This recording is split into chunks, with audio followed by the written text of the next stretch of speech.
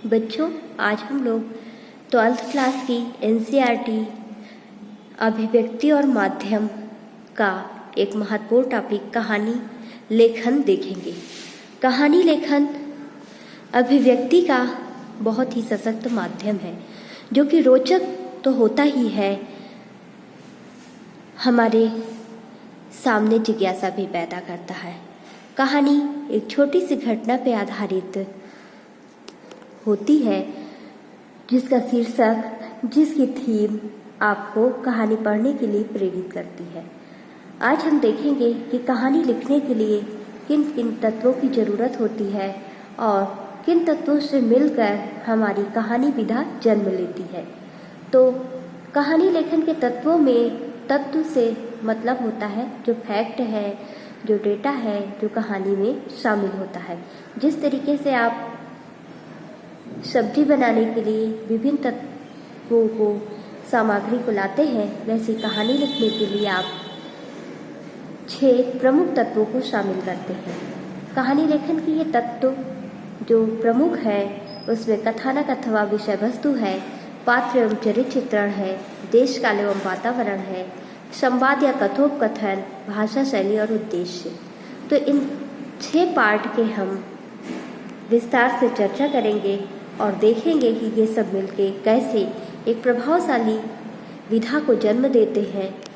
साहित्य की विविध विधाओं में कहानी बहुत ही प्रभावी और रोचक विधा है, जो सदियों से मानव समाज में मौजूद रही है।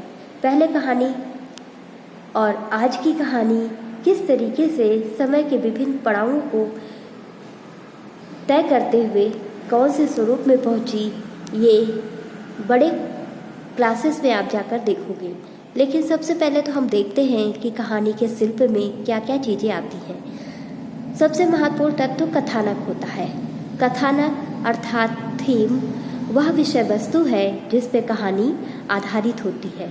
यह वह आधार होता है जिस पे आप कहानी को रचते हो। तो कथानक जो है या विषय वस्तु लेखक की अपनी रुचि पर निर्भर करता है कि वह कौन सी विषय पर कहानी लिखता है।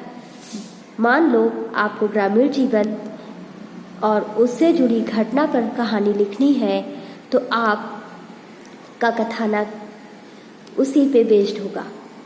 कहानी को आगे बढ़ाने के लिए दूसरा महत्वपूर्ण तत्व पात्र आते हैं, जिनके चरित्र का चित्रण करते हुए लेखक कहानी की विषय वस्तु को आगे बढ़ाता है। बिना पात्रों के कोई भी रचना कहानी नहीं होगी। तीसरा महत्वपूर्ण तत्व वातावरण है, जिसे देश काल एवं वातावरण कहा जाता है।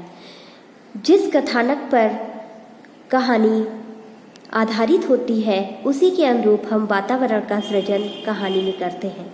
अगर हमने अंतरिक्ष से संबंधित किसी घटना को आधार बना के कहानी लिखनी है, या ग्रामीण जीवन, शहरी जीवन, आदिम जीवन पर आधारित कहानी लिखनी है, तो हमें उसमें वैसे ही वातावरण को रखना है।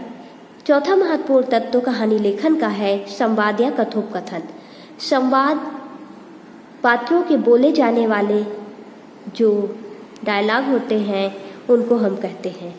जिस तरीके से आपने देखा कि प्रीवियस ईयर्स क्लास में ईदगाह कहानी में हामिद कैसे मेले में जाता है और अपने दोस्तों के प्रश्नों का उत्तर देता है, तो ये उसके प्रश्न और उत्तर और जिसके माध्यम से विषय वस्तु आगे बढ़ती है, उसको हम संवाद कहते हैं। अर्थात पात्र जिन शब्दों को, जिन वाक्यों को बोलते हैं, जिसके द्वारा कथानक का विस्तार होता है, वो कथोपकथन होता है। पांचवा महत्वपूर्ण तत्व कहानी का भाषा शैली है। भाषा शैली जिस तरीके से कहानी का आधार उसका कथानक होता है, वैसी ही भाषा शैली उसको मजबूत स्वरूप प्रदान करती है। उचित भाषा शैली के अभाव में कहानी अपने उद्देश्य को पूरा नहीं कर पाती है और वो पाठक द्वारा प्रभावी रूप से समझी नहीं जा पाती है। तो जैसे कथानक होगा, जैसे पात्र होंगे, जैसे वातावरण को हम उस कहानी में दिखाएंगे, उसी के अनुरूप हम भाषा शैली का ध्यान रखेंगे। मान लो हम कहानी किसी ऐसे क्षेत्र के ऊपर बेस्ड करके लिख रहे हैं जो ग्रामीण जीवन से जुड़ा है, तो हम उसके पात्रों में, उसके कथानक में वहाँ की बोली जाने वाली भाषा को प्रयोग करेंगे। भाषा शैली में ये भी दिखता है कि कहानी की अभिव्यक्ति कैसे होती है।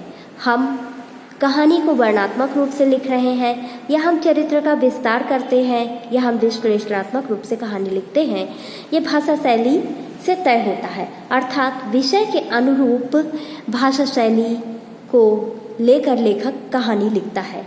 छठवां महत्वपूर्ण तत्व कहानी का आता है उद्देश्य।